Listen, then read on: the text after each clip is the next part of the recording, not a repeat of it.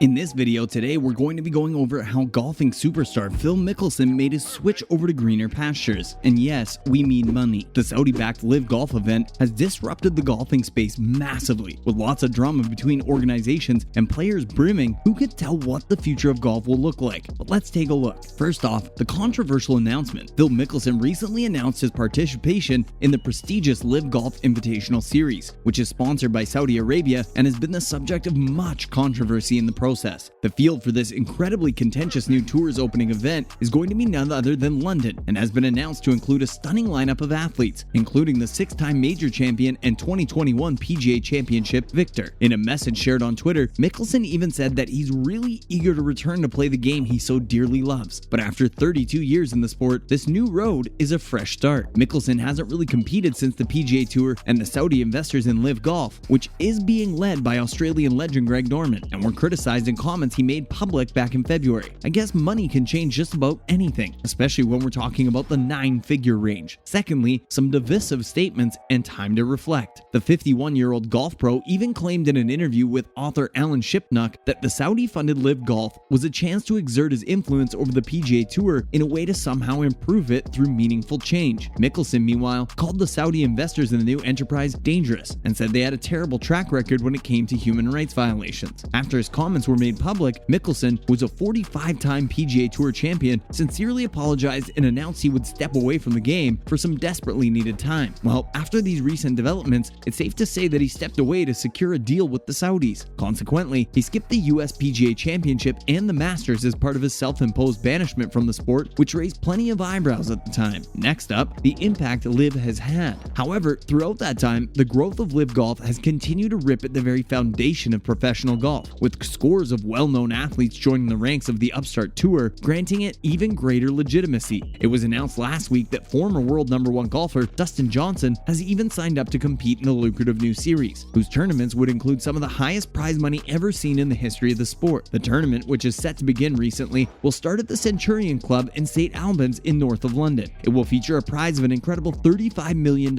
which is almost twice as much as any major competition right now. The player that comes out on top is going home with a pretty fat check too. That's because $5.5 million will be going to the victor. Other players that have made the transition to Live include European Ryder Cup stars Ian Poulter and Lee Westwood, and even the likes of Sergio Garcia, in addition to Mickelson and Johnson. So safe to say the lineup is absolutely stunning and brimming with potential for the series. Players who have chosen Live Golf have done so in spite of PGA Tour issuing several warnings that they would be subject to sanctions. Of course, at the time the PGA didn't really specify what those sanctions would look like. Many PGA Tour players had respectfully asked for releases in order to compete in the recent Live competition. However, they were met with much disappointment when they found out that Live's tournament is conflicting with the PGA Tour's RBC Canadian Open. Peculiarly enough, the players never received a real response regarding their release. Mickelson said in his comments recently in a public statement that he thought Live Golf might have somewhat of a transformative impact on the game as a whole. He added that it would go so far as to enable him to alter his entire way of life. He even claimed that it would provide him with balance, enabling him to concentrate on adopting a healthier lifestyle both on and off the course. Mickelson added that he is tremendously appreciative of what the PGA Tour and this game have given him